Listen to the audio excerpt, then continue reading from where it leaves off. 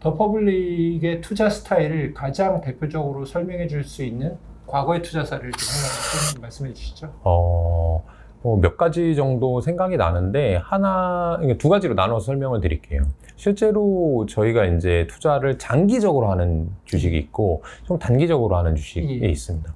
장기라고 하는 거는 이 회사가 너무너무 훌륭하기 때문에 계속해서 돈을 잘 벌어다 줄 거니까 우리가 비중 조절은 조금 할지언정 이 회사를 놓치고 싶지 않다. 계속 들고 가는. 네, 그런 주식이 많이 알려져 있듯이 더존비존이라는 주식입니다.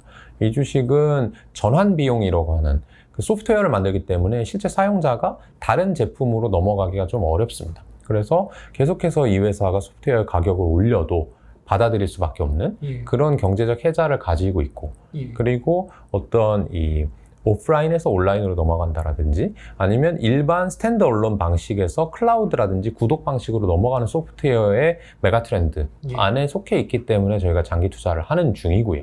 더존비존은 그 기업들이 쓰는 3명의 프로그램 만드는 회사죠. 네, 그렇습니다. 그래서 저희가 제 기억으로는 저는 2번 투자를 했었는데 한 번 투자해서 3-4배 수익을 내고 팔았었고요.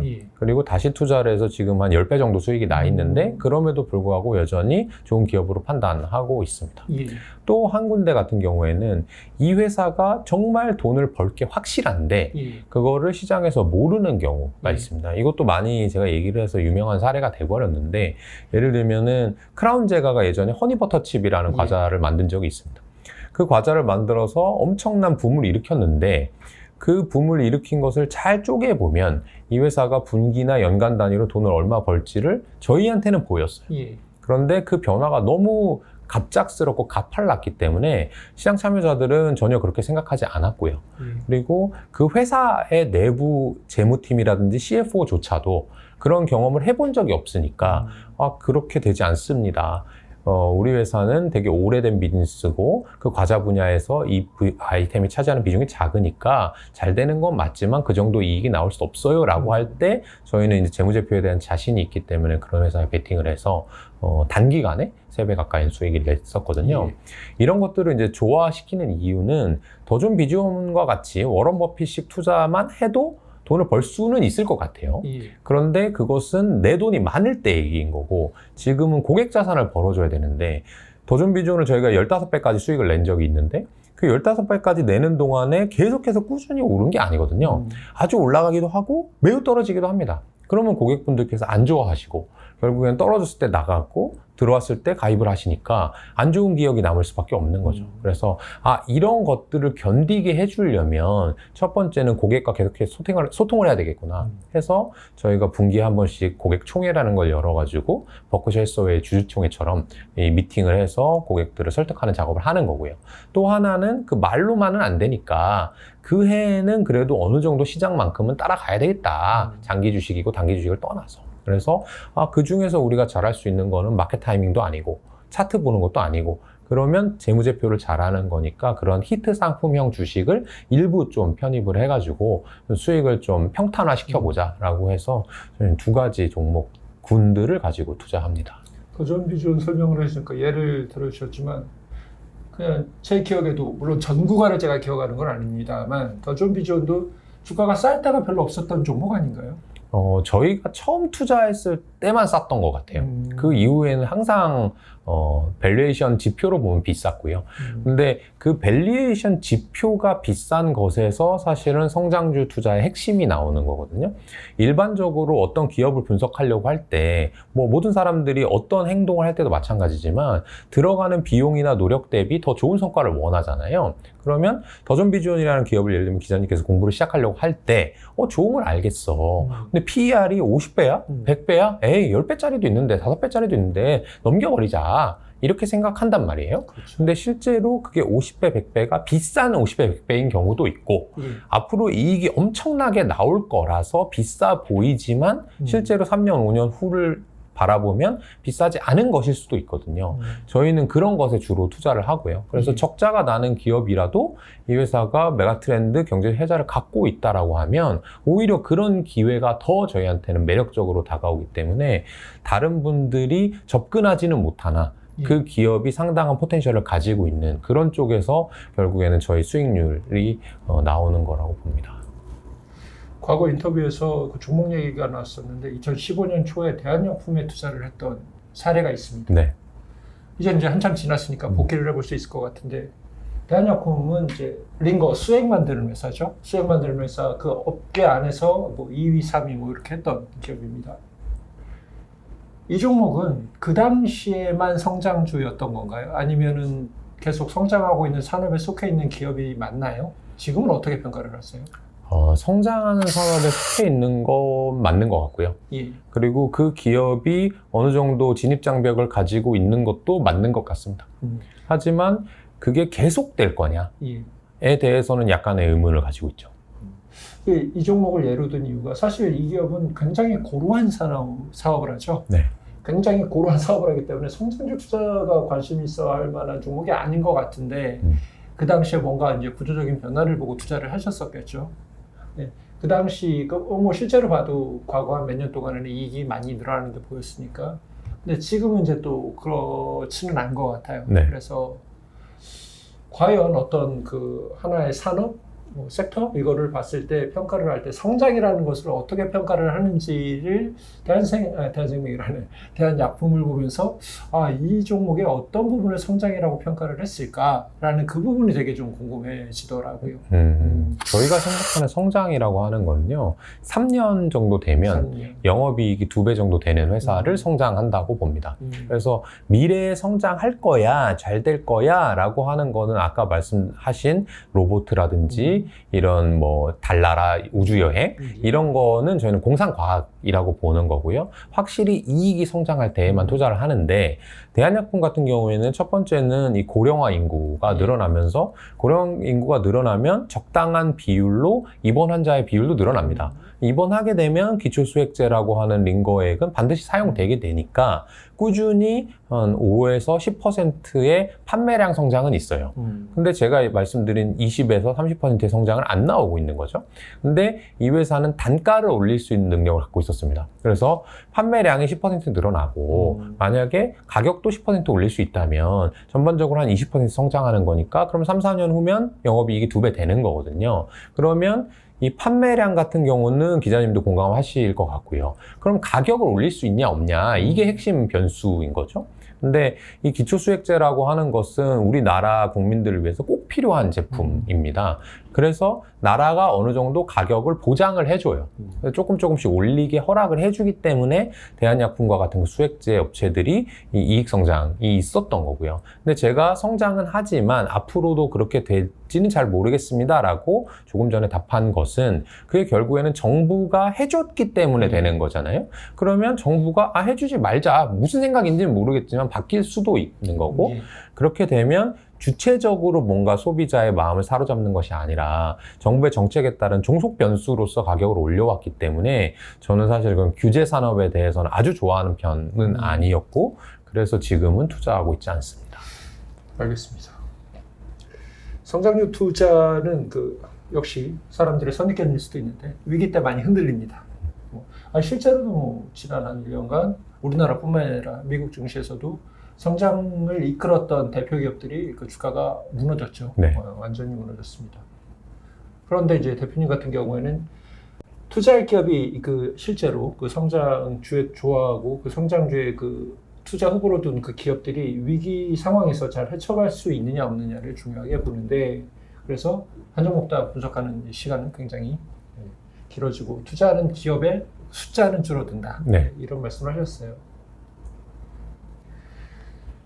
편입 종목이 아까 10종목이라고 하셨는데 제가 궁금한 거는 이제 지난 1년입니다. 지난 1년이라고 말씀드리는 거는 그 코스피가 이제 고점 찍고 조정을 시작해서 이제 최근에 한 지난 몇 달 사이에 이제 크게 하락한 이 시기까지 1년간 그 시기 그러니까 무너지기 전과 지금의 퍼포먼스 차이가 얼마나 큰지가 좀 궁금해요. 저희의 수익률 차이요? 그렇죠. 그거는 죄송하지만 제가 숫자를 기억하고 있진 않은데 제가 가장 안 좋았을 때 고객의 수익률을 대략 들어보면 마이너스 20%까지는 본 것 같아요. 그러니까 운 나쁘게 2021년 8월에 가입을 했다가 2022년 7월에 재계약에 돌아온 고객 경우에는 마이너스 20%까지도 본 것 같습니다. 더 퍼블릭에 지난 1년은 어땠나요? 저는 근데 그 수익률이 떨어진 것과 저와 우리 팀의 그 마음은 조금 별개였던 것 같습니다. 제가 과거 언제부터 주식을 시작했는지, 그리고 그때 이후로 어떠한 위기를 겪었는지 조금 되돌아본 적이 있어요. 한 몇 달 전에. 제가 주식을 시작하고 나서 2007년, 8년에 서브프라임 위기가 있었고요. 11년, 12년에 이제 피그스 위기, 남유럽 재정 위기가 있었고요. 그 다음에 2015, 16에 사드 배치에 따른 중소형주 하락이 있었고요. 2017, 18에 이 미중 무역 분쟁이 있었고요. 2020년 코로나 있었고요. 2022년 뭐 최근 이제 주가 하락 이렇게 6번 있었더라고요. 근데 저와 저희 팀은 계속해서 단단해져 온 것 같아요. 처음에는 당연히 허둥지둥 됐고, 돈도 많이 잃었고. 그런데 시간이 어느 정도 지나면서 우리는 허둥지둥 되진 않아도 되겠다라는 생각을 하게 된 것쯤이 2018년 정도 된 것 같아요. 그래서 그때부터는 위기가 오더라도 상대적으로 성과가 상당히 괜찮았던 시기가 오기 시작하고요. 그리고 2020년 코로나 위기부터 지금까지는 조금 죄송한 얘기가 될 수도 있는데 겁나지 않는 이런 일들은 있을 수 있어. 그리고 우리가 이런 것만을 기다려왔어. 이제는 정말 정확히 대응할 수 있어 라는 생각을 하고 있기 때문에 수익률은 어쩔 수 없이 시장이 떨어지니까 같이 떨어졌는데 저희는 상당히 준비가 잘 되어 있다고 여기고, 그래서 지금부터도 계속해서 좋은 기업을 찾아서 이번 하반기 중에 현금을 쭉 소진할 수 있으면 좋겠다라는 생각을 하고 있어요. 그럼 지난 6월, 5, 6월 하락기에 그동안 관심 있게 지켜본 종목들, 그 가격이 왔어 하고 매수한 종목들이 있나요? 네, 그렇습니다. 그럼 정말 이제 기회였다라는 얘기네요. 네. 그러니까 그동안에 6번 겪었던 그 하락에 대한 그 경험, 그리고 그 당시에 우리가 했던 투자를 지켜나갔더니 그 경험, 그 결과값이 좋았겠죠. 네. 그렇기 때문에 이제 나름 이제 좀 단단해진다라는 느낌이네요. 네. 가장 오래 보유한 종목을 여쭤보려고 했는데 아까 뭐 더존비주 같은 경우는 그러면 창업 초기 때부터 지금까지 계속 투자를 하고 있는 거네요. 네, 그 종목도 있고 알려지지 않은 종목 중에 또 어떤 소프트웨어를 하는 회사도 이제 오래 갖고 있는 기업들도 있고요. 저희가 평균 보유 기간이 한 1년 정도 되고요. 그게 이제 단기 투자 주식은 한 6개월 정도의 엑싯을 많이 하고, 그렇지 않은 주식들은 한 2, 3년 이상 가져가다 보니까 평균적으로 치면 한 1년 정도 보유합니다. 그러면 메가 트렌드라는 공통어는 같지만 1년 만에 나오는 종목도 있는 거네요. 저희는 그걸 더 희망하고요. 일반적으로는 그 메가 트렌드에서 우리가 발견을 먼저 한 것이지 다른 사람들이 모른다는 건 아니거든요. 그게 어느 정도 알려지기 시작한다든지 아니면 그들이 뭔가 걱정하는 포인트에서 우리는 싸게 샀지만 그게 해소되는 국면 속에서 이 회사 사실 되게 좋은 회사였지 라고 시장이 반응을 하게 되면 주가는 빨리 오르게 되고요. 그게 보통 3년 이상을 저희는 예측하고 투자하려고 하지만 1년 이내에 일어납니다. 일반적으로. 그래서 그 주가가 많이 오르면 대신에 저희가 3년 이상을 예측을 못하는 경우에는 더 이상 갖고 있으면 불확실성의 영역에 들어가기 때문에 우리가 생각하는 수준 내에서 이 정도면 충분히 3년치의 높은 가격에 온 것 같아. 그러면 팔아야 되겠다 하는 생각을 하니까 보통 그거보다 빨리 팔게 됩니다. 성장주 투자자들 보면 그러니까 위험 해치의 목적이죠. 그러니까 지금까지 말씀하신 결은 그 일반적인 성장주 투자자들이 그러니까 성장주 투자에 대해서 일반인들이 생각하는 그런 선입견하고 조금 다른데, 그래도 위험 투자 해치 목적이라든지 여러 가지 그 다양한 보완 장치를 마련을 합니다. 그래서 뭐 현금 비중으로 조절하는 데도 있고, 어디는 이제 공매도 같은 반대 거래를 하는 데도 있고, 선물 환해지 거래를 하는 데도 있고, 뭐 여러 가지 보완 장치, 아니면 하다못해 그 좀 배당이라도 좀 받아서 기본은 해놓자라고 해서 배당 투자를 겸하기도 합니다. 네.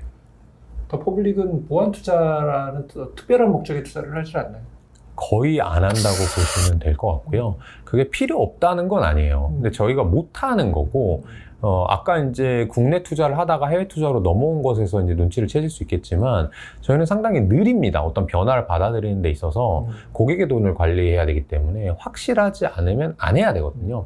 분명히 해지에 대한 니즈는 있는데 우리가 거기에 시간을 쏟아서 정말 고객 자산을 더 보호할 수 있을 거냐, 아니면 오히려 시간을 딴 데 쓰면서 개별 종목에 대한 추적 관찰을 못하게 될 거냐. 지금은 후자 쪽이라고 생각을 하기 때문에 별다른 액션을 하고 있지 않고요. 다만 그것에 대한 연구는 계속 하고 있는 중이고, 아주 지역적으로는 개별 종목에 있어서 우리가 불확실한, 불필요한 변수에 대해서 제거하려는 노력은 이런 식으로는 이루어져요. 예를 들어서 저희가 항공주에 투자한 적이 있는데, 항공주에 투자했을 때 이 회사가 꾸준히 고객들의 선택을 받아서 앞으로 판매액이 늘어날 것은 확실해요.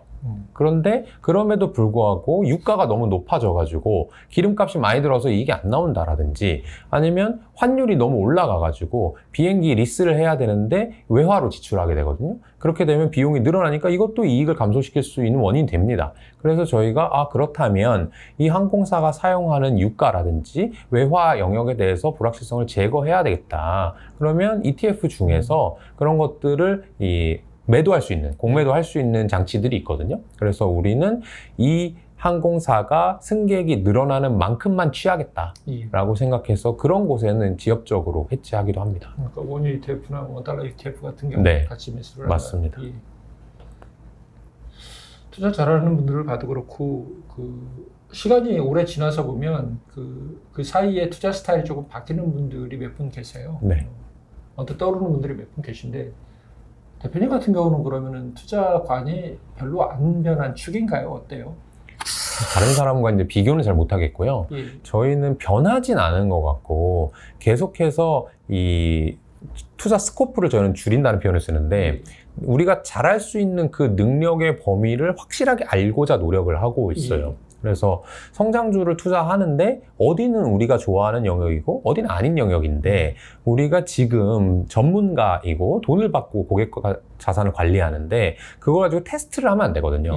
우리가 잘할 수 있는 영역을 계속해서 좁혀가야 되고, 우리가 거기에서 벌어낼 수 있는 돈이 얼마인지 고객한테 확실히 얘기해주고, 그 정도의 기대 수익에 만족한다면 그것을 확실히 내줄 수 있는 이 관리인이 돼야 되니까, 어떻게 보면 조금 발전돼 가고 있다? 근데 그 발전이라는 게 대단히 공부를 해서 발전된다기보다는 우리가 못하는 영역을 조금씩 인정해 나가면서 소거법으로 줄여나가고 있다라는 표현을 쓰면 좋을 것 같아요. 사실 일반적으로 생각하기에는 투자의 경험이 쌓이면 쌓일수록 투자의 영역이 넓어져야 될 것 같은 느낌이 드는데, 오히려 반대로 다 줄여나가는 작업을 하시는 거네요. 넓히려는 생각은 투자자로서 가지고 있어요. 하지만 그거를 고객 자산으로 하기에는 너무 큰 위험 부담이 따르고요. 그리고 제가 나이가 어려 보이지만 이제 40을 바라보고 있고, 여기에서 테스트를 계속 하다가는 사실은 50, 60 돼서 이거 아니구나라고 깨달았을 때는 인간의 수명이 유한하기 때문에 지금 잘 하는 것을 조금 더 다듬는 게 어떻게 보면 더 나은 길이다, 이렇게 판단한 거죠. 뭐라고 해야 되나요? 칼만 드는 장인이 계속 칼을 가지고 벼르는 그런 느낌이 그거 드네요. 하나만 하는 거죠. 네. 칼만. 알겠습니다. 투자는 자금, 그 다음에 종목 수를 생각을 하면 시가총액이 굉장히 큰 종목에 투자를 하나라고 언뜻 생각이 들 것 같긴 한데, 사실은 아까 말씀하신 이런 종목에 투자한다, 그리고 그 종목이 굉장히 쌀 때, 남들이 모를 때 투자를 한다라고 이 말씀하신 거 들어보면 대형주가 같지는 않다라는 느낌이 들거든요. 네. 어때요? 지금 소형주 같은 것들도 그럼 담고 있다라는 얘기죠? 그게 중소형주와 대형주를 나누는 기준이 각기 다르기 때문에 제가 뭐라고 말씀드릴 수는 없는데, 저희는 1,000억 원 미만 시가총액을 가진 회사는 투자를 안 합니다. 왜냐하면 의미 있는 비중을 담을 수가 없고, 의미 있는 비중을 담으면 5% 룰에 걸려요.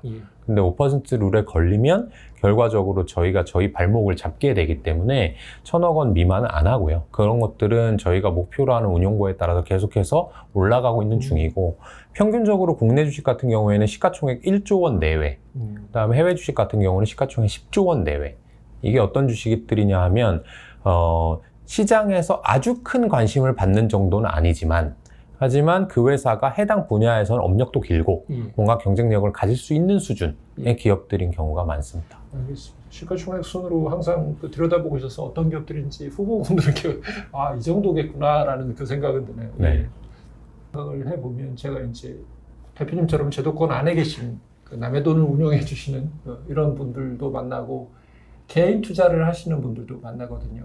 그럼 개인 투자자들은 아무리 투자를 잘해도 자산이 1,000억 넘는 경우는 별로 없어요.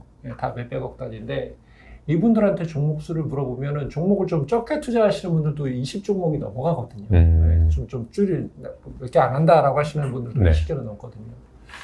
1,200억을 10개 국내 종목, 물론 이제 해외 종목 포함이지만 국내 종목 10개 투자를 한다라는 거는 어떤 걸까라는 이게 참 좀 그래요. 어떤 느낌이라고 얘기를 해야 될지 모르겠는데 종목이 되게 궁금하기는 해요. 사실 고객이 돼서라도 도대체 어떤 포트폴리오를 갖고 내 자신 있게 저 종목에 이 많은 돈을 털 수가 있을까 이런 게 되게 궁금하기는 합니다. 그 개인 투자자 분들은 제가 알기로 이제 저희랑 조금 다른 부분이 뭐냐면 첫 번째는 그분들은 20종목을 갖고 있다 하더라도 본인의 자산을 크게 변화시킬 만한 종목은 저희처럼 적은 걸로 알고 있어요. 대신에 이제 몇 가지를 더 가지고 있을 뿐이죠. 모니터링 목적으로. 또 하나는 그들은 이미 성공한 방식을 잘 알고 있고 보통은 스몰캡에서 성공하신 분들이 더 많기 때문에 자산이 많아졌을 때 어쩔 수 없이 분산할 수밖에 없습니다. 근데 이거는 그분들이 잘했다 못했다 이런 걸 떠나서 저희만의 자랑거리를 말씀드리자면 저희도 스몰캡도 할 줄 알거든요. 할 줄 알지만 그리고 국내 주식을 해외 주식보다 더 오래 했지만 국내에서 해외로 가고 스몰캡에서 스몰캡을 포기하고 중대형주 그다음에 수조 원짜리로 가더라도 수익률을 계속 지켜낼 수 있는 그런 것들을 제가 저뿐만 아니라 저희 팀한테 계속해서 담금질을 시키거든요. 그런 것들이 워킹한 몇 안 되는 우리나라 제도권 투자자인 것 같고 앞으로도 계속해서 그런 쪽으로는 발전해 나가려고 하고 있어요. 알겠습니다. 마지막 질문 드리겠습니다. 결론적으로 앞으로 10년을 말씀드리면 안 되겠구나. 이제 메가 트렌드라고 해서 10년을 하고 그 질문을 뽑았었는데 앞으로 3년. 지금 현재 우리나라 코스피, 코스닥 시장에 있어서 가장 유명하게 보시는 산업이든 섹터든 그 종목을 여쭤볼 수는 없으니까 가장 유망하게 어떤 부분을 보시는지 궁금합니다. 그게 유망해서는 아닌데 저희 회사가 투자하고 있는 섹터들을 말씀드리는 게 편해요. 왜냐하면 저희는 저희가 잘하는 영역에서 이게 상당히 앞으로 꾸준히 성장할 수 있을 것 같고 매출액이 한 단위 성장했을 때 영업이익이 한 단위 이상 성장하는 영업 레버리지가 있는 그런 기업들을 좋아하거든요. 그래야 영업이익이 많이 늘어나니까. 그런 업종들은 여기에 몰려 있어요. 헬스케어라든지 아니면 컨텐츠 아니면 인터넷 아니면 미디어. 저희는 이런 쪽에 주로 투자를 합니다.